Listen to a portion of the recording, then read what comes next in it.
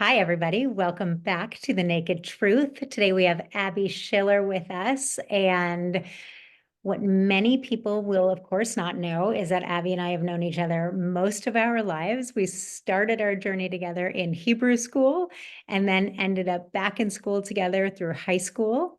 And then have reconnected as adults through many different ways. And I am the nicest stalker of Abbie and what she does on Instagram, and I wanted to share her expertise with anybody and everybody I can. So just to give a more formal introduction to who Abbie is, so everybody knows, is that Abbie is a professional goal coach and author and a motivational speaker. And she helps women navigate change and craft their next chapters and create a life of joy and direction and purpose. She brings 15 years of entrepreneurial experience as a CEO and founder of the Mother Company, an Emmy award-winning family media company that also had books that were shot in my son's room, which was really exciting. And as the VP of Public Relations and Brand Strategy for Kiehl's and ABC Daytime, and her clients in one-on-one and in group settings. So in 2015, she created a visioning and a revolutionary life-changing course that teaches science-backed tools to help women shift their mindset, change their self-sabotaging habits, find focus and overcoming fears and obstacles, and step into what's possible.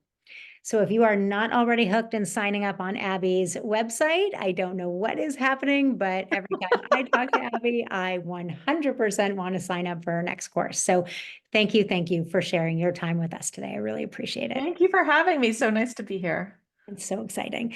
So I would love to start with, you have an amazing journey. You have done so much. And I think there are so many women that get to a point in their career where they think, I wish I could pivot, but that's just so hard. And I've started and I don't know how to change. And I feel like you are amazing at doing that. And I would love for you to share a little bit about your journey with people and how you have successfully been able to pivot. Yeah. Well, actually, as you know, I grew up with a much older dad. And so I was always keenly aware of how limited our time was on Earth because he was so much older. I was always afraid that this would be our last Thanksgiving or our last Father's Day or our last Tuesday, even. And I Yeah. think that framework really influenced me in terms of how I live my life in chapters. And so when I was in a job or when I was choosing a career, that started to feel stagnant or like I'd outgrown it, I was very aware that it was time for me to do something different. And so at various points in my life, I have made enormous pivots. I was, the head of PR for Kiehl's globally. And then I decided I didn't want to live in New York anymore. And I didn't want to do PR anymore for a beauty company. And I sold everything and I left my, New York apartment and I left this incredible job and I moved out to LA and then I became the head of PR. So like each chapter was kind of a big one. But in 2014, I had what I would consider a gut punch of a year. And it was, a really horrible consolidated few months. We were living with my dad, who was ailing in his 90s at the time. My mother-in-law, my husband's mom, had just died, and that sent him into a real depression. And I was taking care of two little kids, and I was running a company, and it was just so much. And so I really, at one point, like, it was like an unrelenting moment. And I literally asked, like, how can I change my life? How can I get back what the life that I was creating and where I thought I was? How did this become my life? And by asking that one question, I had like a little light bulb moment. And I literally went to Google and searched how to change your life. And that one tiny little action of just Googling something literally created the version of me that I am today. And I love telling that story because what I did from that is I started learning how to change your life. And I started learning about mindset and manifestation and habits and, coaching and cognitive behavioral therapy and all of these things. And I put together a plan for myself. And I called a not very close friend of mine, the mother of my daughter's friend, but she was like the most self-aware person I knew. And I called her on the phone. I had to get the phone number from my daughter, actually. And I was like, hey, it's Abbie. Any chance that you would want to come with me to a hotel on New Year's Day and help me change my life? And she was like, yes. Sure. She It's didn't even amazing. hesitate. And Amazing. the two of us went to a hotel and we started working this plan that I had researched, which was like a guided visualizations and brainstorms and, meditation and all of these kinds of things. And at the end of it, we had a plan. We also had a lot of hope and a new friendship. Yeah, amazing. And You won across the board. yeah, we totally win.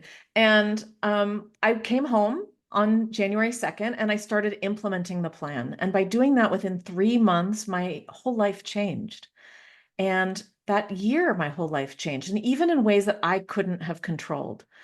And so I did it again the next year and I honed the practice a little bit and I did it again the next year and I started testing it. And so one year we'd be like, let's win an Emmy this year.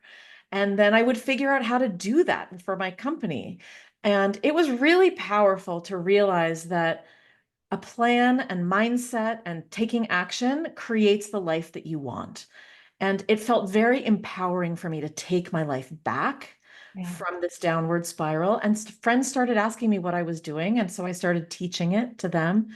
And that's my signature visioning course that I teach every January still. I've And we're doing it thousands this January? every January, thousands of women have now gone through this course and a few awesome guys too, I should mention. Amazing. And it's amazing. And it really helps people. And you get coaching with it. You get all of the tools that you need to put a plan in place and execute it. And it's very powerful. And so Well, here I am now with a full coaching business because this kind of, I like to tell people from the darkest moment of my life, I did one new action, which was to Google, and now I have this whole new life. it's amazing. It's interesting. The other week, it's going through my mind as we're talking, and I was saying to somebody that, because I help a lot of like recent college grads and have Yeah. been doing coaching with them on like how to start their career, and it feels so incredibly overwhelming. And we've talked a lot about that, is just there's little small habits that can make such a big difference. And in our Yes. world where we have so much information at our fingertips, it's so easy to get overwhelmed by the bigness and the grandiosity of all these things we could do. And in actuality, it feels like the smaller it is and these little steps we take more consistently can make a really big difference. And it's, That's like you just summarized Atomic Habits. yes. Yeah, it really is about consistency and like 1% changes. And so, think about your day, think about how you use your time, think about how you think. That's really crucial because Yeah, if you have consistent thoughts of, oh, why would they hire me? Or how am I even qualified for that? Or I don't even know what to do next. You aren't going to find out. You are right, going to create the result of not knowing. You are going to right. create the result of not asking for opportunities. You are going to create the result that is a direct reflection of your thought. And so paying attention to how you're thinking, because usually those are the biggest obstacles, and Yeah. not getting overwhelmed by the enormous staircase of it, but just imagining what is the next best step. And And then that's what's the right next in step front of you. after that? And Yeah. step after that. Yeah, I love that. And there are women that have recently graduated from college listening to this, and then there are going to be C-suite women that are leading teams. And those things feel true and relevant no matter where you are in your career. No matter what, our brain will get overwhelmed very easily if we think we have to do all the things. You don't ever have to do all the things. I've started a company. It started with me writing a business plan, writing one sentence of a business plan, writing the next sentence of a business plan. Like Right. you have to Right. start and you have to be willing to make it a crappy first draft, right? You have to Right. be willing to be bad at it to get good at it. And people have aversion to imperfection or to failing. Like, get over it. Just get over it. I would never have such a thing. Oh, wait, no, I do. I And mean, it is so true. And especially, and I think one of the things I find as I've been talking to women for however many years at this point, I should probably count soon, but the amount of times I've talked to women who are new mothers, right? And they were driven and motivated, and they're like, they give 200%, and they were taught to take care of themselves and be strong. And then all of a sudden, they become a mother and they have to divide their time and they feel like they can't do anything even okay or good enough or what used to be 100% even 50%, or other women who have been in a situation where now they have an ailing parent and their time is split between their work and their ailing parent, and sometimes even a family, like you have shared with us in that challenge. And you are the perfect example of that, where you had all of these pulls coming at you that many women have. And I'm curious, with where you are now and the coaching, I think that is the most consistent thing I think I hear from women, is they just feel like they can't be as good as they were when it was just them, and how to be Well, that person in the workplace. And I'm just curious if you would have any advice on I that. have so many thoughts on this. I mean, first of all, of course, if you're going to throw a whole other job on someone and offer no childcare, no support, no healthcare, no paid leave, no nothing, of course. Right. And women are conditioned to accept all the responsibility. We have really an epidemic of taking over responsibility for the way our homes look, the way our children are raised, the way they're schooled, the way we look. I mean, it is an impossible standard, first of all. And I think that the other thing is that we achieve, and get to this place and feel equally overwhelmed by what we need to do just to stay afloat, and equally underwhelmed by, is this all there is? Like, I worked this hard to get here and that's it. Yeah. And so there's like a combination of absolute disappointment with absolute overwhelm. Yeah. And that's a really hard place to be in, and not sustainable. Not That is a just, recipe for burnout and depression, right? And so the sooner we can start to understand the pressures that we have owned, the over responsibility, the over functioning that we have connected to our sense of worth, the perfectionist tendencies that are really our saboteurs. And the sooner we can embrace being human and having compassion and asking for help and saying no with boundaries, the better off we'll be. I mean, you cannot out function yourself to a happier place. You yeah, cannot. it's amazing. And you talk about setting boundaries. I think so many people, men and women alike, right, have trouble setting boundaries in the workplace because we're scared of getting fired. We're scared of not getting the review. We're scared of not getting the bonus. Is there any advice you could pass on to women who have thought about that and want to put boundaries, but are too scared to put the boundaries because they're scared they're going to get fired and their family is dependent upon this income? Yeah, real fear. I think that I love this question because I think that there's a lot built into it, right? We are conditioned to take care of others. As women, we are conditioned to think of others first. We are conditioned to be helpful. We are conditioned to say yes and not make any trouble. And Mhm. all of those things do not serve us, they serve other people. Yeah, So we have to find a balance between doing good work, creating value, solving problems, being helpful at work, and overdoing it. And yeah, so the first boundary to learn is just the boundary within yourself of saying, I don't need to do that. That is not my job. I don't need to organize the thing after work. I don't need to volunteer for the extra thing. I don't need to take on this assignment. yeah, Um, so that you can focus on doing your job well. yeah, Doesn't mean that you're not helpful. It doesn't mean you're not a team player, but there has to be a line in the sand somewhere. And we can kind of ask our supervisors or our bosses or ourselves, what is the cost of me saying yes to this versus the benefit? What is the cost of me saying yes to this? And you can ask somebody to help you prioritize. I've got a lot on my plate. Help me prioritize. What are these things that you want me to do first? Because this is a lot. It's also helpful to anticipate how much time something is going to take you. yeah. And it's also helpful for you to log off and rest. it is such an undervalued skill, right? It's when we're tired and we're overwhelmed and we're not at our best self, no matter what. And just sometimes just that boundary alone is getting rest, But I right? want to just point out that all of these things start in the thought. So the thought is, I have to do more, or I have to help more, or I can't say no, or I have, these are all thoughts that we think that are true, and they are not the only truth. And so coaching helps people understand what is true and what else could be true. I love that. Yeah. So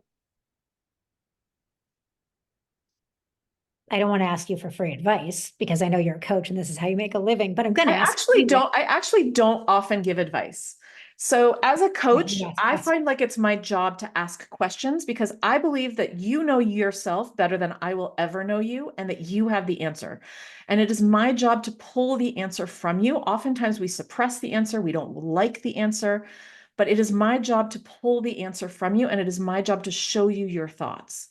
So I think it's a strange concept to think that coaches can guide you better than you can guide yourself. yeah. And that's not to say I never question somebody's thoughts if I see them going towards sabotage or something.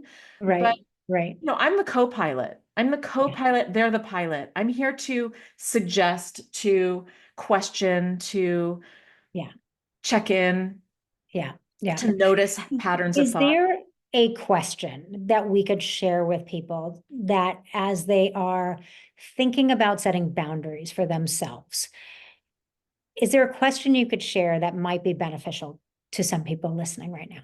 A question that somebody can ask themselves. Yeah, like I need to set boundaries at work. I'm not setting boundaries. I'm losing myself in my job and I am burnt out.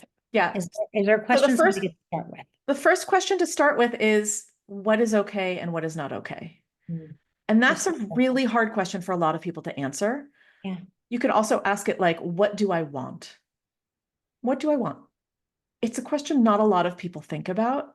yeah, And it's crucial. If you were to go from New York to LA without a map, you'd get there eventually, but you'd be exhausted. You'd have spent way too much money on gas. You'd taken twice as long, if not 10 times as long, right? You'd get there. So right. asking and answering the question of what do I want puts the point on the map. What do I want? That. I Yeah, want that. And then you have like a little bullseye, a little yeah, GPS to navigate towards.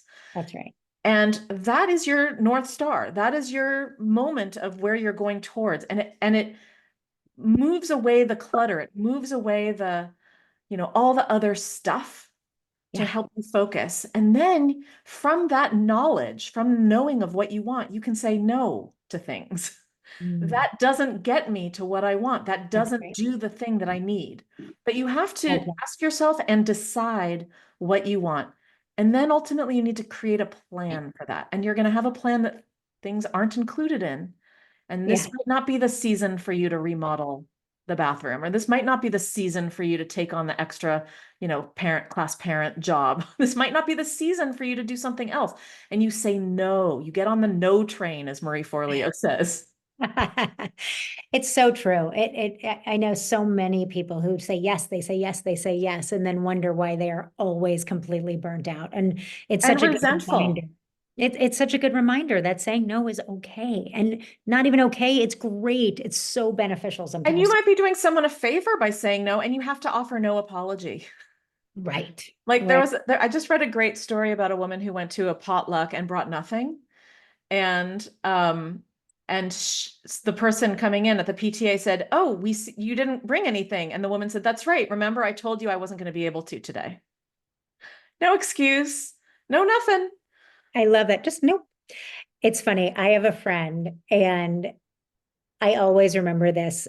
It was during the time when many of our friends were giving birth and the big question everybody would ask, because it's none of their business, is, are you going to breastfeed? How long are you going to breastfeed for? And she's like, the normal reaction was like, well, I don't know, and I'm going to do, and then I'm not going to do, and I'm going to do it for this long. And, they like over explain. And people would ask her if she was going to breastfeed. And she'd say, no, Yeah, the end. the end. There was no Here's what I explanation love. needed. So for anybody who's like really boundary averse, which I was for a very long time, And that comes from the idea that other people are going to have thoughts about you Mm, and that you can control those thoughts if you are overly generous or a people pleaser yeah. or, have no boundaries whatsoever. They're going to Yeah. have thoughts about you regardless, and let them. You know what's true about you. You can let other people be wrong about you, and you can let other people see you for who you actually are, right? But for Yeah. those of you who are boundary kind of averse, there's really a good way to think about it. And this comes from Melissa Urban, who created the Whole 30 in her book of boundaries, which is green boundaries, yellow boundaries, and red boundaries. A green boundary is a very easy, light, let me sit with that for a minute, or I need a second to process this, or I'm not ready to say yes yet, or, just a very kind of like, it's even as strong as like, that's not quite sitting with me, right? I Yeah. need a minute, right? Like it's just like a little green, but like I'm noticing this. Yeah. A yellow boundary is kind of the next step up. This is the second time you've said that, and it didn't sit right with me last time. And I'm just wondering what your intent might be, Mm, right? It's just a yellow. yeah. Well, Everybody has, discovery. yeah, like this is unsavory. Yeah. And then red light is what we think boundaries are, which is like, please don't do that again. I'm gonna excuse myself from this conversation. It's important to remember that boundaries are for us, not for another person. You're not setting an ultimatum. Yeah. They're for you. If you continue to yell at me, I will hang up the phone. Yes. If you continue to come over to my house unannounced, I will not open the door. Yeah. If And you women in continue, meetings, if you speak to me that way in this meeting, I am going to remove myself from the meeting. It's which okay. is the red boundary. The green boundary in that version would be I'm speaking, Yeah. or hold on, I need to finish my thought, right? Yeah. That's the green Yeah. boundary. So you're giving people chances, Right. and you're practicing at the same time your ability to express your need. So you don't need to go from 0 to 60. You We can don't go need to go green, from yellow, red. you don't need to go from 0 to 60, and remember that a boundary isn't an ultimatum, it's what you're going to do. Mm. Oh. Yeah. Hey, Oh, Uncle Abby. Uncle Joe, you can show up to the family dinner at Thanksgiving drunk, but I will not be there with my kids if you do. Right. So much to learn for everybody in their careers, so much to learn as we go into the holidays, which is so stressful for so many people, and so incredible in going into the next year. And how opportunistic that we are having this conversation before you have your next session in January. Yes. And Join, just, check it out. Come to my yes, website. I have two things. please So I tell have people where to go. Yeah, so I'm in January, I have a 1-day workshop, which is amazing. You can come in person, it's like a retreat, or you can do it on Zoom. And then I have my visioning course, which is the signature course that changed my life that I have now taught for 10 years. Wait, what? I just got Well, the chills. That's amazing. I in truth, remember when you I, started it. I did it for myself 10 years ago, and I've been teaching it, in fairness, for 7 years. I still can't believe it's already been, that's amazing. Yeah. And And it's another example of to start just small. start and Yes. start, because I remember when you were starting this, and now to see how far you've come in 7 years is amazing. Thousands of women and a few awesome guys have been truly helped by this. It's been Incredible. life-changing. But you can go to Incredible. my website, abbieschiller.com, and check out all of the reviews of it and what else is cooking. I have a new 5-day course called Like Your Life, because everybody should like their lives. We only get one. As my mother has always said to me, this is not a dress rehearsal. That is We have one exactly shot at true. it. This is That is not a dress exactly rehearsal. true. Well, we will put that in the meeting notes so people know where to go, because everybody should have more Abbie Schiller in their life. And if anybody is looking for change and transition and help and to become that better you that you are seeking, I hope that so many people reach out to you, because you really are magical at what you do. And I really appreciate you sharing your time with us. Thank you so much, Robin. It's been so great. Thank you. So, all right.